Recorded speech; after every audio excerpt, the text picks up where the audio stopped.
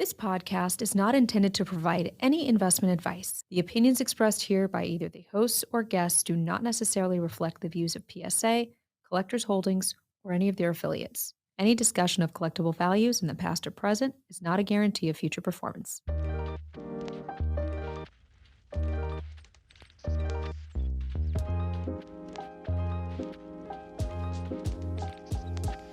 Hello and welcome to The Index. My name is Chris McGill, and I'm here with Ryan Green and Jack Archer. The Index discusses the hobby from the vantage point of price data and market trends provided by CardLadder. Here's the rundown. First, we overview notable auction prices realized over the last month. Then we discuss market swings, both by player and by card. So Ryan, let's get started. Let's go. We're going to talk March 2023 in the market with our data powered by CardLadder. Chris, we're going to talk about notable auctions, auction prices realized. Where are we starting this month? We are starting with the highest selling card since March 1st, which just so happened to be with Golden. And it is a huge card, one of the most iconic and important high-end cards in the hobby. It's the Playoff Contenders Champ Ticket Tom Brady PSA 8. And this card sold for $570,000, which is an enormous sum. But that's not even close to the highest it's ever sold for. It once sold for $1.3 million about a year ago. Now, since that $1.3 million sale, there's been 3 sales, including this one, and they've all been in the neighborhood of about $600,000 to $700,000. So it seems like there's some stabilizing going on. But this is a card that, is always commanding headlines, and I think it's the right one to start with here because it's the highest selling card in our marketplace since March 1st, and so it's a Pop 11. There's one graded higher. There are no PSA 10, so this is quite the prize for the collector. And given where Brady's market is at and where his career and his legacy are at, I think that's a pretty good jumping off point for a discussion. Yeah, this is one of those cards. We love this saying where the grade doesn't matter. Incredibly condition sensitive set and card. A PSA 8 in this is immaculate if you remember this set at all in hand. But Chris, you brought up something interesting that I want to just dive into quick was Brady's market. What do you make of his market in these next 2 to 3 years that lie ahead? Like you said, career is done. The legacy is set. Everything's in stone. The Hall of Fame's coming still, but that's a foregone conclusion. If you're looking at Brady cards, let's say from that perspective, you're looking to maybe get into Brady cards. What's the mindset right now looking at his market in these next couple of years? Love this question. This question is or at least my answer to it, strikes at the heart of one of the biggest tensions in the hobby, in my opinion. Not tension in a bad way, there's different points of view, and this one is one of the big fault lines, which is, do you collect active players and base collecting decisions around the prospect of them building their legacies, or do you collect retired players and enjoy the safety and security of knowing that these players' legacies and places in history are cemented? And this Brady is right at the intersection currently of those two competing approaches to the hobby.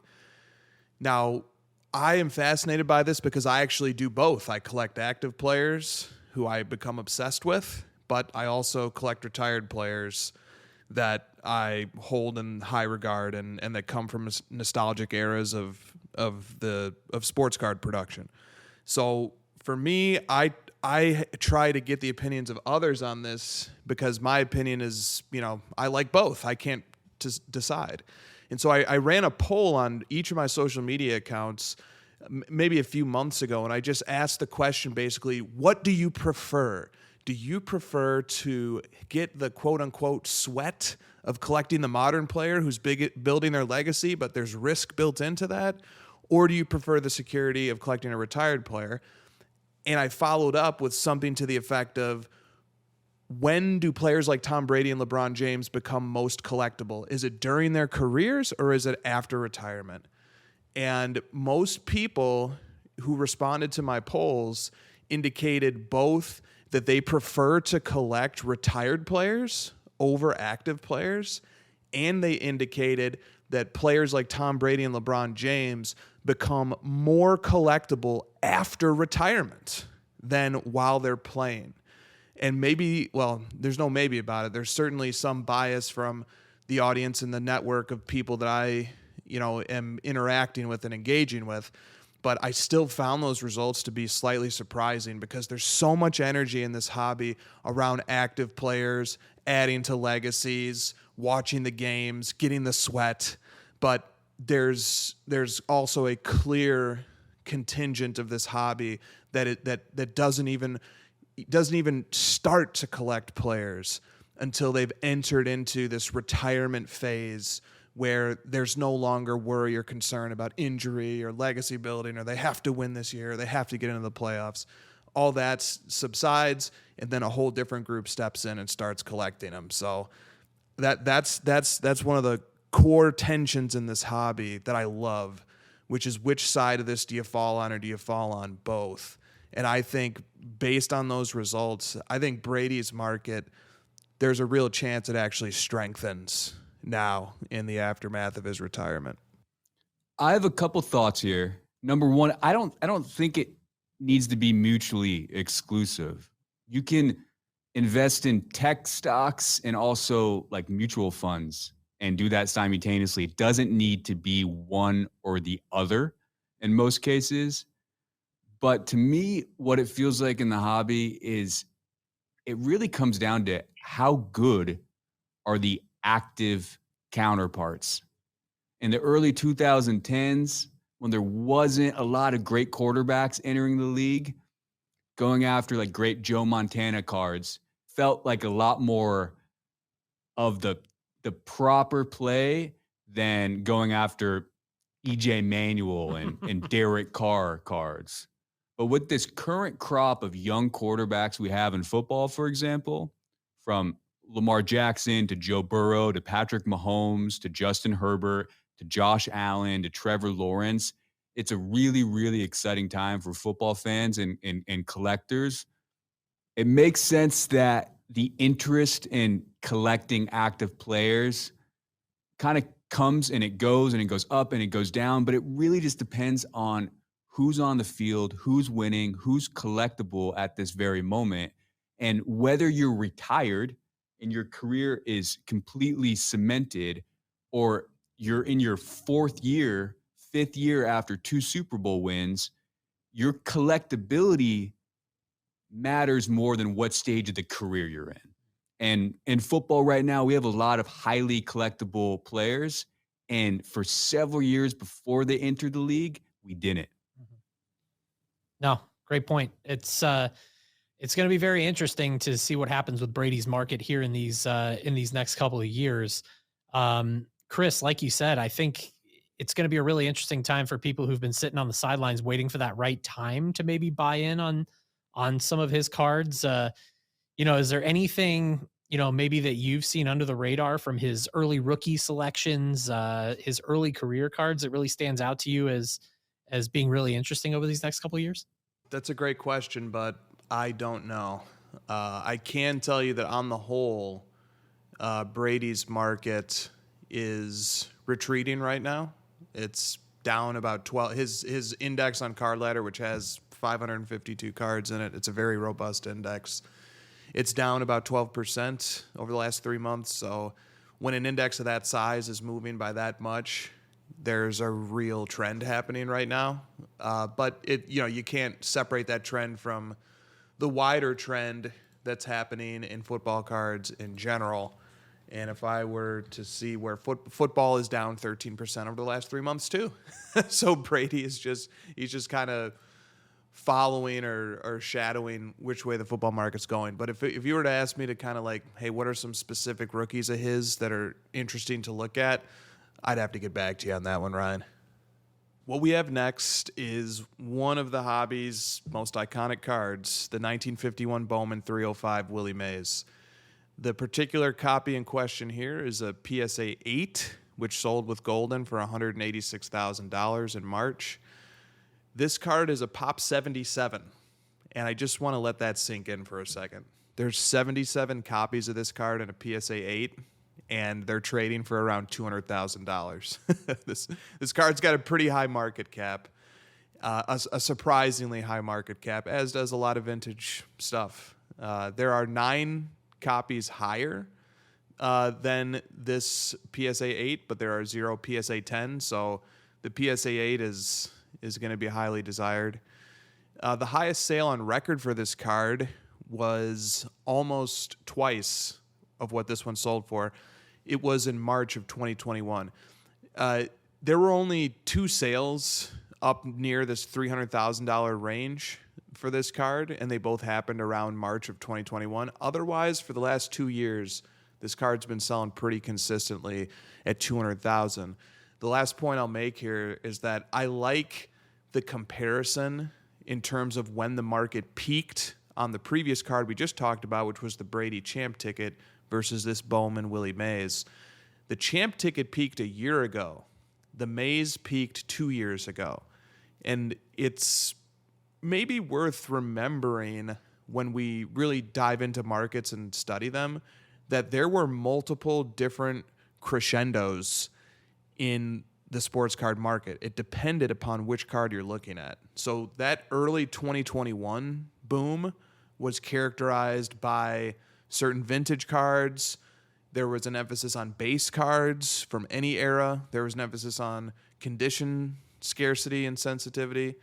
And then a year later, there was a different boom that happened, and that boom was oriented around cards like the Champ Ticket Brady, the exquisite LeBron RPA, cards that were more so scarce based on their print run, and cards that were focused on, active or recently retired all-time greats. So interesting to note the different booms that are happening at different times, and that this market is not monolithic. Even though there are general trends, there are different booms and different retreats happening all the time. Yeah, what's interesting about vintage always is that not all PSA 8s are created equal. Eye appeal plays such a big role in this, and one sale to the next sale might feel completely different, but really it just had to do with how does this card look in hand.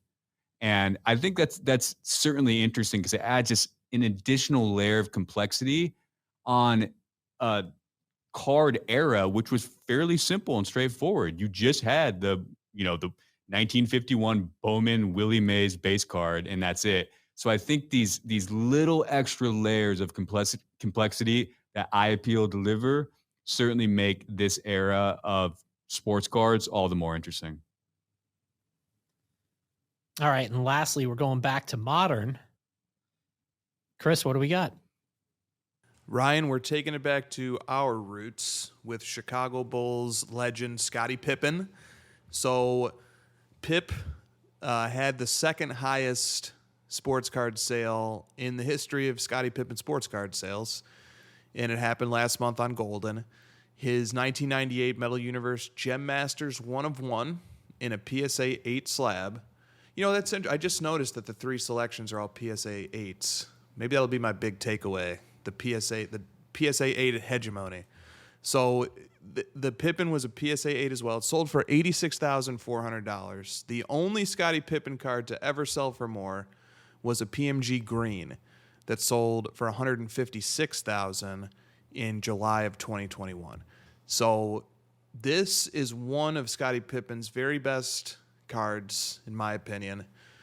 Pippen's playing years extended longer than Jordan's, so he has some really cool cards from 2000, 01, that extend beyond when Michael Jordan played, and that's to the benefit of the card catalog that Pippen has. But even considering the extended catalog, this is just a truly special card. If you've ever seen the Gem Masters from '98 in hand, they are beautiful. And early 1/1s are so much rarer than modern and ultra modern 1/1s. Like this is an era where a player may have had a handful of one-of-ones for the entire year across every product, across every set, across every insert set. So this is a truly scarce, a truly majestic Scottie Pippen card. And I'll end with the observation that I understand the appeal of the PMG green and how important that set is, and how, it sold for twice as much as this particular card did. But if it were for me, especially factoring in bang for buck, I'd probably rather have this Gem Masters than the PMG green. Brand matters. Yeah. I mean, would you rather have like a gold prism out of 10 or a one-of-one black mosaic of a player? Yeah. Fairly close for me, but brand certainly matters, and I think this is just another example of it. Yeah. You know what's interesting about this card that also stood out? I noticed the cert number on it. It was pretty recently graded. It just recently made its way from raw to a PSA holder here in the spring of 2023. And looking at the pop data on this, PSA has graded 18 of the one-of-one Gem Masters from this set. How many do you think have graded higher than this PSA 8 Pippen? Oh man, not many. You know what? I'm gonna even say one. I'm gonna say 0 because you wouldn't be doing this whole bit right now if there was like 17. One is the answer. Let's go. I knew it was low. We both knew it was low. It was only one is graded higher. So I mean, you combine D Brown. No, but it is a fellow slam dunk champion, Isaiah Ryder. Oh wow. Okay. All right. Yeah, I mean, Jack, to your point, brand matters, and with this one, brand matters. Plus, yeah, I mean, you get there's an added level of scarcity to this. This is not only a one-of-one Gem Masters, but it's a one-of-one Gem Masters. It's been kept in excellent shape for 25 years before ultimately getting encapsulated. Just beautiful. All right, so we're going to take a really quick break here. We will be back. We're going to talk rising and falling player indexes and rising and falling cards of note from March 2023. Hey guys, it's Ryan dropping back in here quick during this break because we've got a couple of Collectors Club member exclusive grading specials to announce, which are available right now through the end of May. First up, we've got our 2022 and 2023 sports card grading special. For $16 per card, you can submit cards for grading from any 2022 and 2023 sports set release. With so many hot new products out for all of us collectors to rip, this is the perfect time for PSA to be dropping this special. We've got 2023 Top Series 1 baseball recently coming out, 2023 Bowman at the end of the month, plus, of course, you've got 2022-23 Prism basketball just dropping this week.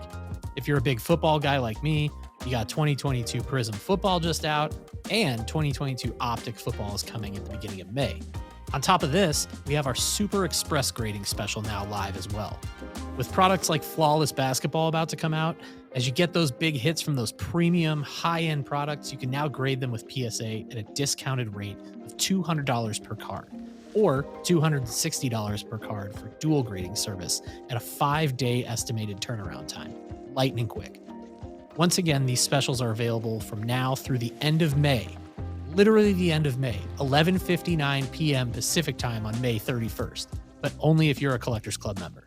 It's just $99 to join for 1 year if you're not yet a member. To get started, go to psacard.com/join right now. All right, so now for our March 2023 look at the CardLadder Index. We're going to talk about rising and falling player indexes of note. Let's start with who is the biggest riser from the month of March. Chris, what do we got? Not necessarily the biggest riser, but a riser of note in the month of March was Trey Turner, whose cards are up 28%. And it's also worth noting that his index is at an all-time high right now. So, you can kind of zoom out and on CardLadder and take a look at the Trey Turner index over the life cycle of his cards, and it goes all the way back to January of 2015, and then compare it to today, and his index is up almost sevenfold, and it's never been higher. So Trey Turner has shown a pretty desirable growth pattern, especially if you were to transpose this incremental up and to the right style of graph that he has. If you were to transpose this on top of a graph of something like, say, the CL50 or even the baseball market, or try and compare the general hobby trend to Trey Turner, and Trey Turner seems slow and steady and pretty solid. whereas baseball in general and certainly indexes like the CL50 have been more volatile and have peaked and corrected over the last few years. So his index looks quite healthy, and it's comprised of 32 cards. So it's going to be pretty sensitive to price changes in any of the individual constituent parts.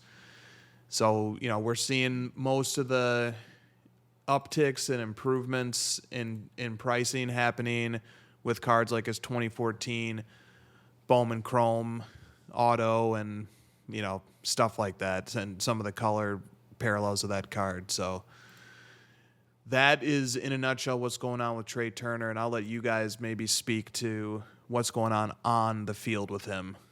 I mean, I love it. Trey Turner, to me, has been one of the most underrated baseball players on field, in media, in hobby, everywhere. So I feel like this feels right to me. His cards have always been so incredibly undervalued for how much he brings to the sport. He's continuously like a top 5 fantasy baseball player going into every draft. He's a superstar. He's got the style, he's got the charisma, he's got the game. And it's nice to feel like the World Baseball Classic, a big new market in Philadelphia, those things are all just kind of working for him. I think in LA, with so many superstars on that team, it's easy for him to get lost. And I'm excited for Trey Turner to get some shine. And I'm excited to see his prices climb like they have been. Jack was ready to go on that one. This is his guy. His autograph's great, too. Oh, yeah. Look at his Bowman Chrome autograph with the double T's. I own no Trey Turner cards, and that's a mistake. I feel like I should have some in my collection because I'm just such a big fan of him as an athlete. But the double T autograph is also wonderful. The only thing that's a bummer is that he's wearing a Padres uni in the Bowman Chrome, his Bowman Chrome first card. And it's just such a bummer because he never played in the big leagues for the Padres. Yeah. We're so used to, I feel like we're getting more and more used to now, though. Like these top prospects, when we look back at their first Bowmans, it's in a uniform. We're like, oh, yeah, I forgot about that. Ryan, you might know this, but wasn't Trey Turner, what major deal was he in? Ooh. There was like a blockbuster deal. I'm forgetting. This isn't a quiz. Yeah, it's funny because I remember being shocked when he got traded because he was a hot prospect coming out of North Carolina State. He was a first-round pick. But you're right. He got drafted by the Padres, never played for them. Looking at transaction history, we're gonna. Oh, I got it. It's the James Shield, yes. Will Myers trade that also involved Fernando Tatis. Yeah. So James Shield, who was he had like 1 or 2 good years and felt washed for like the next 10, was involved in 2 superstar players in Trey Turner and Fernando Tatis trades. He went from the Rays to the Padres, and Turner went back the other way. Then he went from the Padres to the White Sox, and Fernando Tatis Jr. went back the other way. Yeah, that's crazy. That's pretty impressive. Shout out James on the Shields. game. Yeah. Well, speaking of players we collect, Chris, who's a falling index that really stood out from March?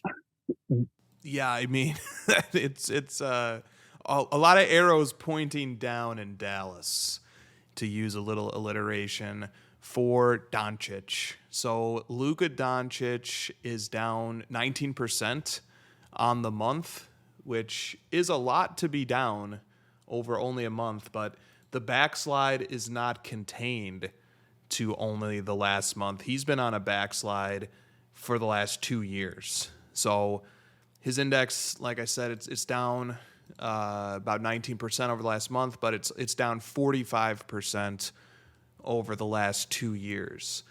And so, in other words, in this index, having over 700 cards is going to be more conservative by nature. So when you look at a 2-year window, that's probably pretty accurate. When you look at a 1-month window, it might even be understating the case, just because of the methodology of the indexes. It's all prices are presumed to be stable until we get a new sale of them. And the beating is coming from a number of directions. So I think, first of all, you can look at a card like his Prism-based PSA 10, which is now selling for $300 or even a little bit less. That's way off from the highs. But it's also his high-end cards are taking a beating as well. And so some of those, big, like, sales that we've seen of them over the last few months, whether it was like his Prism Black Gold or stuff like that, those have, caused his CardLadder index to retreat as well. So, and this lines up with intuition about what's the energy and the sentiment around him and his team right now. So there's a common sense feel to this, but I also think that this is also market based, because I could pull up the Patrick Mahomes index, which Mahomes is knocking on the door of being one of the best football players if you were to retire tomorrow type of conversations we'd be having about him. And I think his index would likely show similar trends of being cut in value by about half over the last 2 years. So it's hard to kind of suss out what's the real culprit here. What are we really interpreting? Is there a loss of enthusiasm for the player, or is this a general market trend? Is it a little bit of both? But the arrow is certainly pointing down on Luka cards right now. I mean, just the mojo in Dallas alone, them missing the playoffs, the expectations. I mean, this is the least surprising thing I could have possibly seen opening up the CardLadder app. I want Luka to play a little bit more like he plays internationally, a little less hero ball. Mm-hmm. His defense hasn't been great. I want Luka to succeed. It's great for the hobby. It's great for the sport. And he's such a dynamic, incredible player that I want to see him do everything we're all hoping he can do. But yeah, the minus 19%, that's actually like, if that was negative 35%, given everything going on in Dallas right now, that wouldn't surprise me either. So yeah, maybe this is a little bit more conservative than the actual picture shows. Makes me want to buy some Luka cards though. Just one of those guys who I have no cards of, who I really enjoy as an athlete and enjoy watching. I don't know. Might be the fact that the mojo is down, because that's a great way of putting it, Jack. With the mojo being down, if you're someone who's looking to get some Luka cards, it might be a time to, maybe not broadcast it to the world, but walking around at shows, worth a peek. I mean, there's a very good chance that he requests a trade at some point in the next year, probably 18 months. Chris, certainly. Yeah, Chris, maybe he ends up in Chicago and it all comes full circle for you. You never know. You do never know. Like, and there are possibly 2 chapters forthcoming for him. So if he does get traded or request a trade, I mean, it's also not out of the realm of possibility that the Mavericks just say, you know what, he's not going to re-sign here when his contract expires in 3 years. So let's just go ahead and get some value for him now. That also could be a possibility as well. And in either event, you've probably, as a Luka fan or collector, have 2 forthcoming chapters to look forward to. The remainder of this contract, which may run its course in Dallas or may run its course somewhere else, and then his free agency, which that's probably when he's going to have the best opportunity of his career to either compel the team that he's currently on to do whatever they need to do to get the big stars next to him, similar to what Milwaukee did with Drew Holiday, or to leave and to go join a team that is best positioned to win, or maybe even do something on the level of the Miami Heatles and LeBron, Wade, and Bosh, although I don't know if that's his style. So there's those 2 chapters forthcoming in, let's call it, the next 5 years of Luka and his NBA performance. Let's move on to rising and falling individual cards. What went up this month, Chris, that really caught your attention? Well, so I love this as a counter narrative, let's say, because when you zoom out and you look at the Patrick Mahomes market as a whole, to me, it's very deflating, because as a collector of Mahomes, what else could you want this guy to do but literally run the table and win MVP, Super Bowl MVP, and win a Super Bowl? But we're still seeing retreats in the price of his cards. Well, actually, since the Super Bowl, they've pretty much been flat. Like, his CardLadder index had a value of 37,000 on the week after Super Bowl, and it's still 37,000 today. So there's been a stabilizing taking place there. But over the last 2 years, believe it or not, Mahomes' index in CardLadder, which has about 300 cards, so it's not quite as conservative, but it's down 48% in the last 2 years, which just is a total head scratcher. It's just hard to figure out. But bucking the trend and going in the total opposite direction is the 2019 Prism Silver Mahomes PSA 10.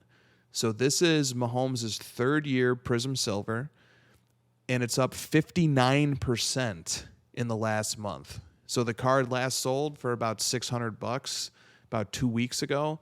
It's only a pop 21. And this card could have been had for as low as $172 just last summer. So it's up to $600 from $172 last summer, and it's even up 59% over the last month. Definitely a clear uptrend on this particular Mahomes card. The rarity of this particular card for a Prism Silver is pretty severe. It's pop 21. PSA has graded 176 total, so only 21 PSA 10s out of 176. Fairly rare card, and something was up with the Patrick Mahomes that year too, because compared to Tom Brady, which has a pop of 188 total, it's 54 PSA 10s. So a lot of people like to complete runs, and I think a Prism Silver run of Mahomes is as good as it gets, especially in PSA 10 form. So this price kind of jumping up like it has, it could have just been supply. Mm-hmm. There wasn't one available for a very long time, and then finally one was, and a few people wanted it, and then the prices jumped up. I think there's something to be said here too, Chris, and tell me if I'm off with the way the market on this card has moved. While we talk about Mahomes' index, there's a lot of people who I think, getting into the hobby who are maybe thinking, I really want to get some Patrick Mahomes cards. And, even though his market is stabilized and, dropped from its peak, it's still not cheap to get in on his 2017 stuff. So you start looking for some other options in, the 2018 to 2020, 2021 range. Like, this is something that's very easy to zero in on. Yeah, I love that. I think that's exactly right. And also, I've just got an image of the card pulled up, and I'm looking at it, and it's that 2019 Prism design that is already somehow nostalgic. I mean, it's the same design that is featured on Zion's Prism rookie card. It's the same design featured on Ja Morant's Prism rookie card.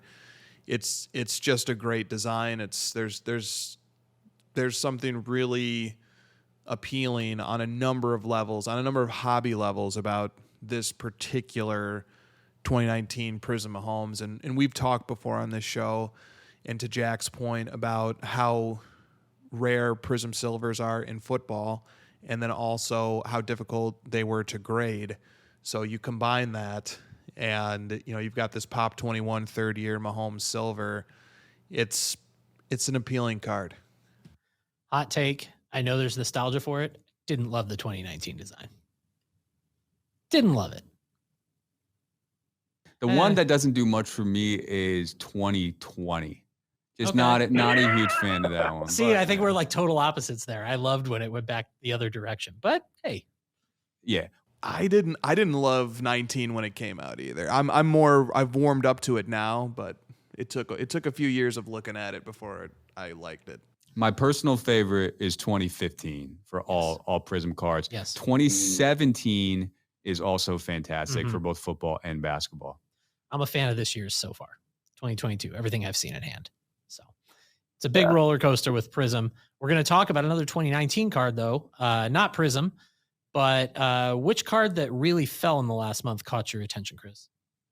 Yeah, so this one is down 71% in the last month. It's the Net Marvels Zion rookie from 2019 Donruss in a PSA 10.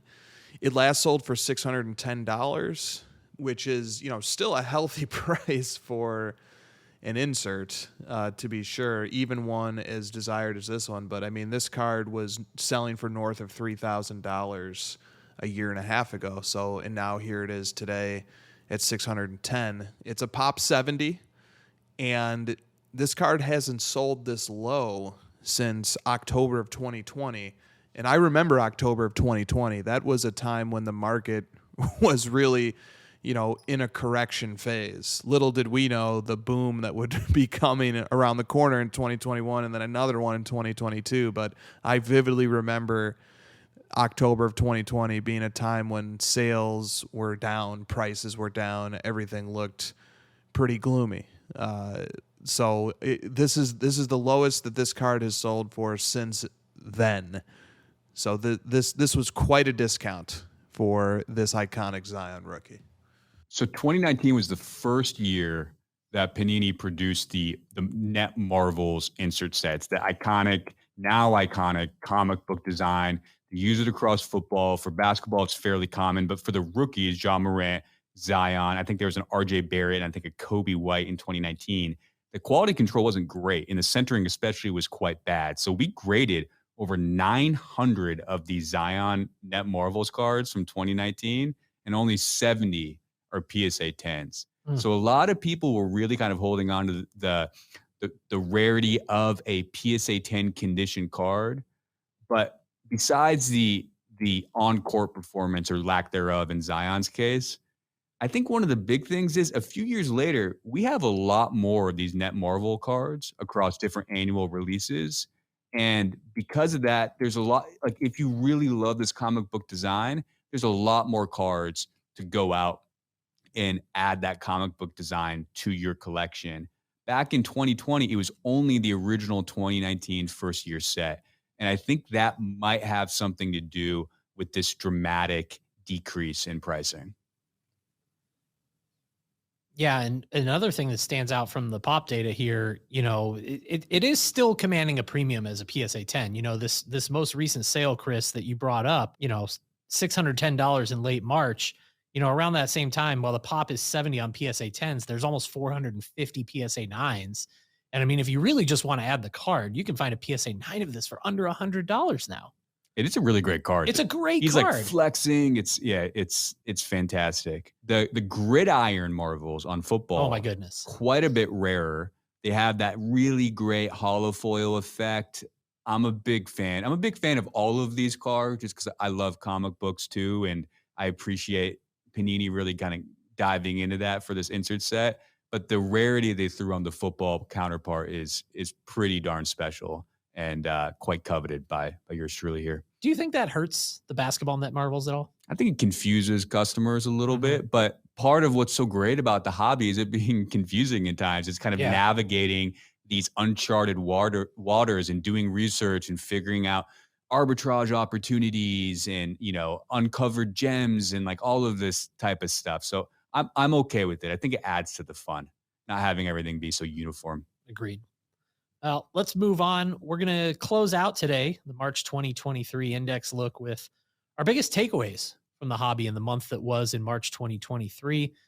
Jack, get us started here. What really stood out to you last month? What are you noticing in the market? What's really catching your attention? Prism football releasing. Just how exciting it is to have a flagship product release. We have Prism basketball around the corner. I just love the thrill of a new product coming out, not necessarily running out to my LCS and buying a case of hobby boxes, but just jumping on eBay, seeing what all the photos look like, getting a feel for what the prices are like. buying raw cards, grading them, finding new favorites. It's just always so exciting to me. And it feels like due to some production supply issues that not every month we've had a really big flagship release. So to have football release and basketball on the way as a collector, I'm just so excited. It's a good time to be in the sports card game. Yeah, I'm kind of right there with you. One thing I love is that, I love the saying like nature is healing. And it feels that way in the hobby with the way, product releases are kind of timing up with what they've traditionally been now. They're getting back to normal, and we're starting to actually get these big flagship products like for basketball coming out while the games are still being played. It gives you a little bit more of that rush, I think, when opening new products, when you're in the throes of the season, you're in the middle of the competition, and you can see things kind of move up and down in real time as opposed to a flagship product coming out in the off season. I think that's, kind of like what you said, it's a great time in the hobby.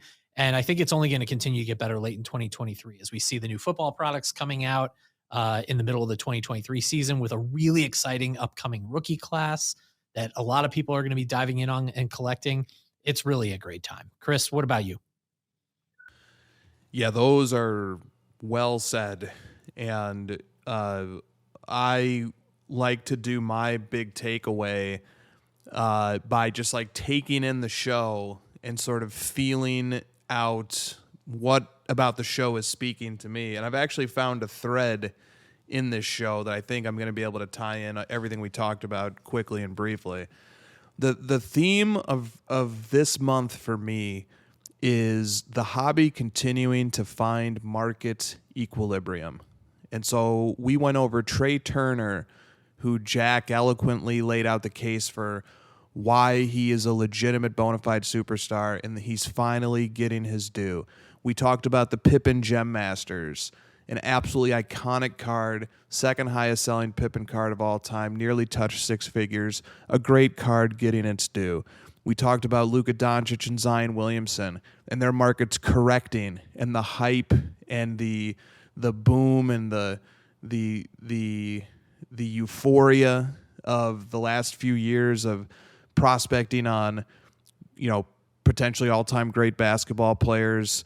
That's starting to correct and find a more natural, logical equilibrium. And then finally, we went over Tom Brady and Willie Mays, and we've noticed that they're still selling for some of the highest prices in our hobby, but their cards aren't 10xing over, the period of a few months or a few years. Instead, they're stabilizing and they're finding their footing. So that's my takeaway from this episode, gentlemen, is the hobby market is continuing to find its equilibrium.